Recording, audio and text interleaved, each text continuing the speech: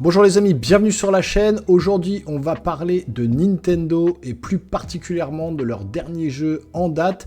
Je veux bien sûr parler de Paper Mario, la porte du millénaire, donc le remake du jeu qui était sorti initialement sur GameCube, qui arrive donc le 23 mai 2024 en exclusivité sur Nintendo Switch.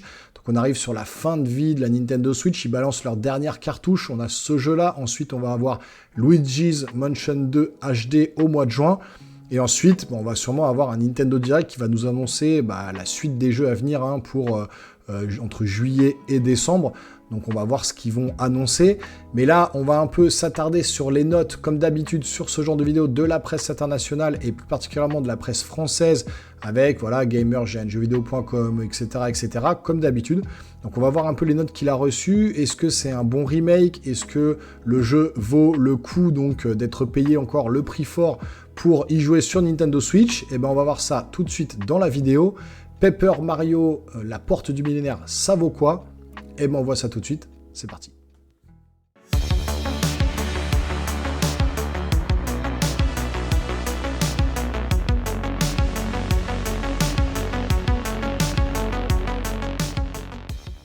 Alors, on commence par le site Metacritic, donc un site qui recense toutes les notes, que ce soit jeux vidéo, cinéma, etc.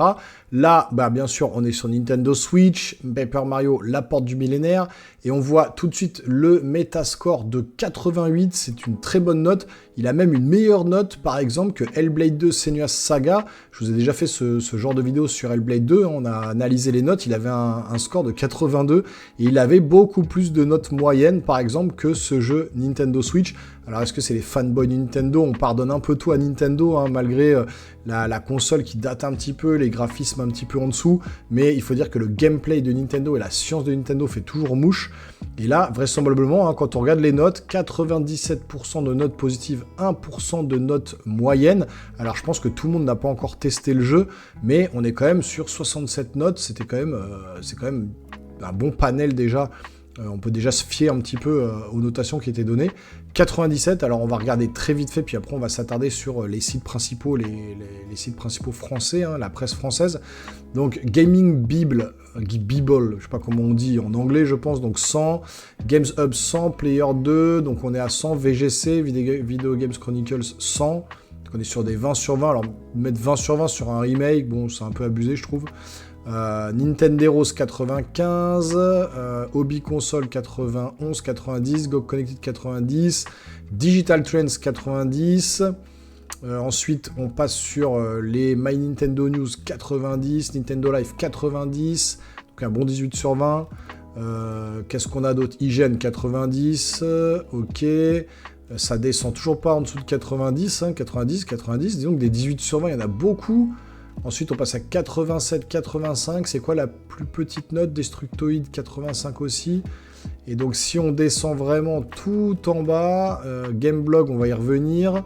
Jeuxvideo.com 75. Donc, c'est la plus basse note en termes de presse française, on va dire. On va regarder ça aussi en détail.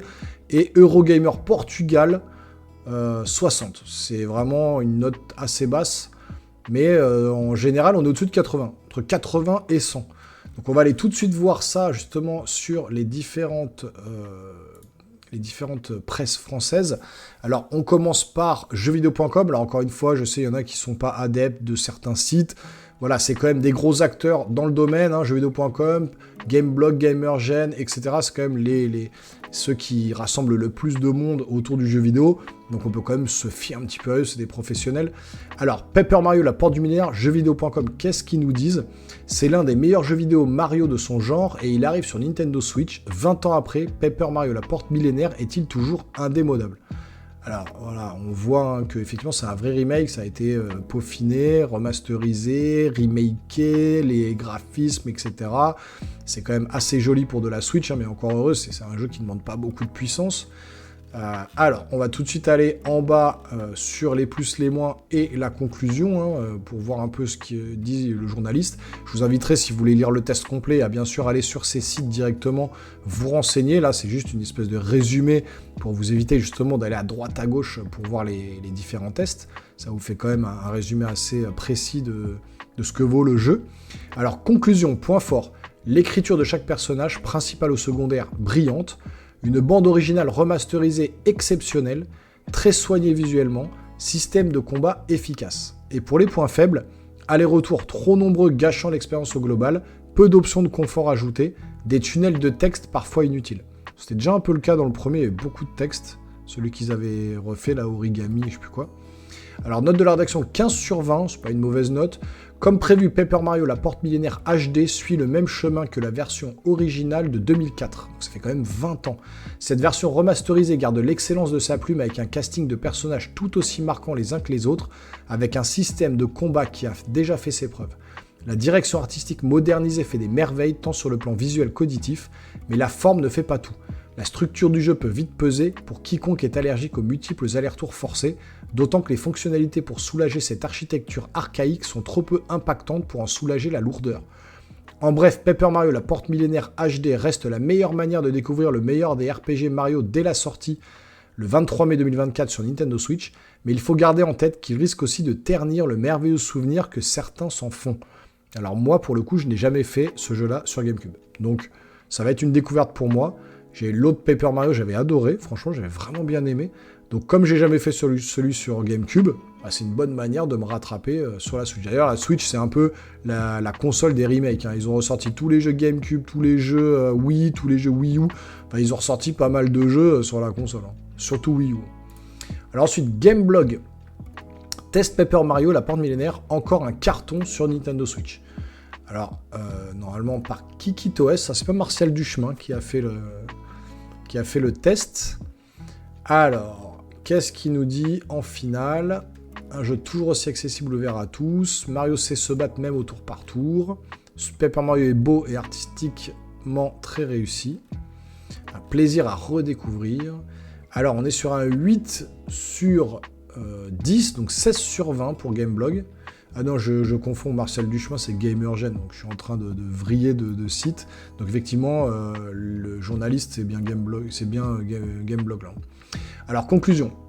Mario Paper, La Porte Millénaire est assurément un très bon jeu. Il ravira à coup sûr les fans de la licence et fera grandement plaisir aux vieux briscards qui ont déjà parcouru le jeu d'origine il y a 20 ans sur GameCube. Les nouveaux venus, quant à eux, pourront découvrir l'un des meilleurs spin-offs du célèbre moustachu. Prenant, amusant, drôle et charmant à l'œil, le jeu a tout pour plaire. On pestera simplement sur une difficulté qui n'est toujours pas au rendez-vous, même si les non-initiés au genre pourront avoir un peu de mal à se lancer au départ. L'avantage, c'est que ce Paper Mario est, comme tous les jeux de la licence, archi accessible et bien fichu, une porte d'entrée idéale pour les jeunes joueurs qui souhaitent d'ailleurs découvrir les bases du RPG au tour par tour. Dans tous les cas, peu importe votre profil, à moins d'être totalement allergique à la licence ou hermétique au genre, ce Mario Paper La Porte Millénaire est un excellent jeu qu'il serait dommage de louper sur Nintendo Switch. Alors point fort, c'est vraiment beau et détaillé, le rendu papier est génial, les combats aux mécaniques simples mais bien huilés, une écriture accessible mais une vraie trame à suivre, le côté papier cartonné savamment utilisé, c'est vraiment chouette, encore un bon remaster remake. Et pour les points faibles, encore un remaster remake, bah oui. Quelques longueurs tout de même, souvent dues au dialogue. Un peu plus de challenge n'aurait pas été de refus. Donc les dialogues, ils disent que quand même ça parle beaucoup. Alors 8, ok. Là, normalement, Gamergen, on est sur Martial Duchemin. Eh ben non, c'est Alexandre S qui a testé le jeu. Teste Paper Mario La Porte Millénaire, un classique immaculé. 20 ans se sont écoulés et nous sommes à nouveau partis en quête des gemmes étoiles et du trésor légendaire de Port-la-Canaille. Une aventure qui ne fait pas un pli. Alors, qu'est-ce qu'on nous dit, ce Alexandre S, sur le Paper Mario? Alors, les plus. Un remake. Alors, est-ce que... On va d'abord lire la conclusion. Hein. Que vous adoriez déjà Paper Mario La Porte Millénaire ou ayez la chance de le découvrir avec ce remake Switch, il s'agit clairement d'un RPG incontournable à posséder, qui n'a pas pris une ride, et s'offre donc surtout une refonte esthétique, en plus d'inclure quelques améliorations pour coller au mieux à son époque. Nous en espérions évidemment un petit peu plus, mais le simple fait d'avoir accès à une telle modernisation est déjà fantastique après de si nombreuses années. Nous n'avons clairement pas boudé notre plaisir et espérons que ce regain d'intérêt pour les jeux de rôle de Mario aboutisse à un projet inédit sur la prochaine console de Nintendo. Les plus, un remake parfaitement calqué sur l'original, la dimension papier bien plus poussée visuellement, des améliorations bienvenues apportées avec parcimonie, un système de combat aussi riche qu'Orboom, l'OST revisité régale, plus la présence d'un lecteur audio, et une difficulté maîtrisée jusqu'au bout. Les moins, trop peu de nouveautés, dommage, la taille de l'inventaire, frustrante malgré l'augmentation initiale. Notation, donc on a un 18 sur 20 au niveau graphisme, 18 sur 20 au niveau bande son, 17 sur 20 au niveau jouabilité, 19 sur 20 au niveau durée de vie, 15 sur 20 au niveau scénario, verdict 17 sur 20. Donc Alexandre Sanson qui a pas mal aimé le jeu, vraisemblablement une bonne note de 17. Et ensuite, alors Jeu Actu n'a pas testé le jeu, hein. Je pense qu'il était pris sur Hellblade 2. Donc on va aller voir sur un site un peu moins connu, donc Journal du Geek. Test Paper Mario la part du millénaire, une gemme encore plus parfaite qu'à l'époque. Alors, qu'est-ce qu'on nous dit en conclusion sur ce jeu avec éventuellement la note? Alors, tout comme Super Mario RPG l'an passé, Paper Mario la porte millénaire profite d'un format que l'on aimerait revoir plus souvent dans le monde des jeux de rôle modernes.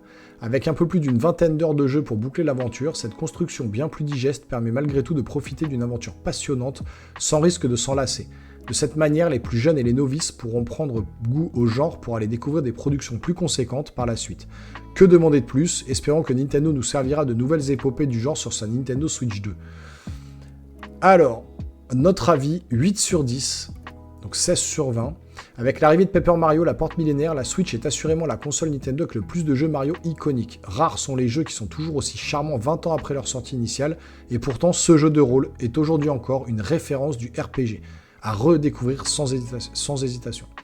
Les plus, un grand classique enfin revisité sur plateforme moderne, le charme original conservé dans tous ses aspects, humour, référence, gameplay, un monde en papier sublimé et du plus bel effet, les ajouts de confort pour rendre l'expérience plus fluide et agréable, 20 heures de jeu environ, juste ce qu'il faut. La résolution en mode portable pour les moins, et 30 images par seconde pour un titre pareil, c'est dommage. Bon, sur ce genre de jeu, c'est pas très grave d'avoir 30 ou 60 images par seconde. Voilà, on a vu l'ensemble donc de la presse française, enfin les plus gros, on va dire, jeuxvideo.com, Gameblog, Gamergen, et puis là, un plus petit site Journal du Geek qui est quand même bien connu, mais qui est moins connu, on va dire, que les sites que je vous ai cités juste avant.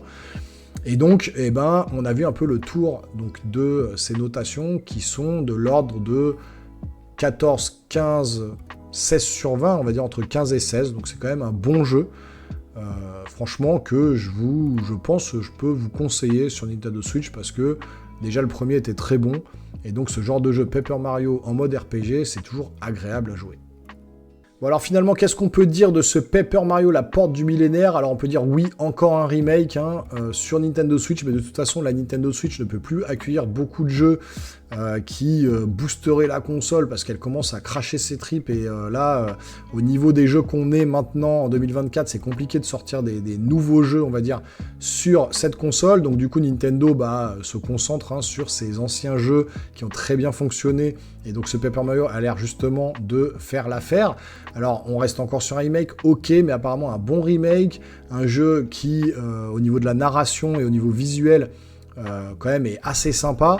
De toute façon, le jeu, je l'ai précommandé, je le reçois donc ce jeudi, c'est jeudi je crois, oui, c'est demain, le 23 mai. Ce jeudi 23 mai, je vous ferai une petite découverte sur la chaîne, d'une heure à peu près, pour que vous voyez le début du jeu, et voir si, en y jouant manette en main, ça vous donne envie de vous le procurer. Il n'est pas très très cher, vous pouvez le trouver à 45-50 € maximum. Donc voilà, si vous avez le jeu déjà, ou si au moment où vous regardez cette vidéo, vous êtes en train de jouer à Paper Mario, faites-moi vos retours en commentaire pour la machine YouTube, c'est important, blindez de commentaires pour soutenir la chaîne, et puis si vous voulez la soutenir encore mieux, vous vous abonnez, vous lâchez un gros pouce en l'air, ça fait toujours plaisir, et nous les geeks, on se revoit très rapidement sur une prochaine vidéo, portez-vous bien surtout, ciao ciao.